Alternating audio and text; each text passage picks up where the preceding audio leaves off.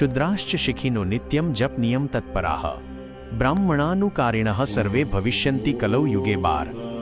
હે સૂતજી, કળિયુગમાં એક વિચિત્ર પરિસ્થિતિ નિર્માણ થશે। જે શૂદ્રોએ સેવા અને નમ્રતાનો ધર્મ પાળવાનો હતો તેઓ બાહ્ય દેખાડો કરવા માટે શિખા ધારણ કરશે અને બ્રાહ્મણોની જેમ જપ તપના દંભમાં રાજશે। તેઓ પોતાની મર્યાદાઓ છોડીને બ્રાહ્મણોનું અનુકરણ કરશે, પણ તેમના હૃદયમાં સાચી ભક્તિ કે જ્ઞાનનો અભાવ હશે। ઋષિઓની આ વાણીમાં સમાજની વ્યવસ્થામાં આવનારા અરાજકતા ભર્યા પરિવર્તનની ચિંતા વ્યક્ત થઈ રહી છે, કારણ કે તેઓ જોઈ રહ્યા છે કે કળિયુગમાં લોકો આંતરિક શુદ્ધિને બદલે બાહ્ય વેશભૂષા પર વધુ ભાર મૂકશે।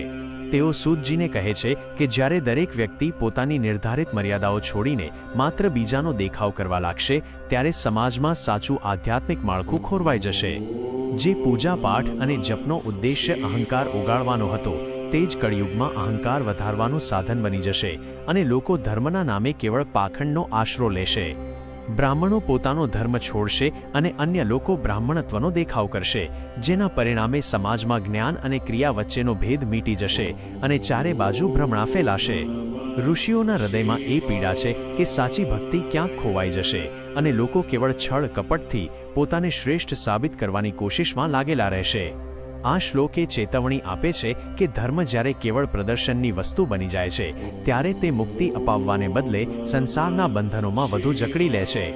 અંતે તેઓ આ દંભી વાતાવરણમાંથી બચવા માટે શિવતત્વના વાસ્તવિક અને સરળ માર્ગની શોધ કરી રહ્યા છે, જે હૃદયની સાચી પવિત્રતા પર આધારિત હોય।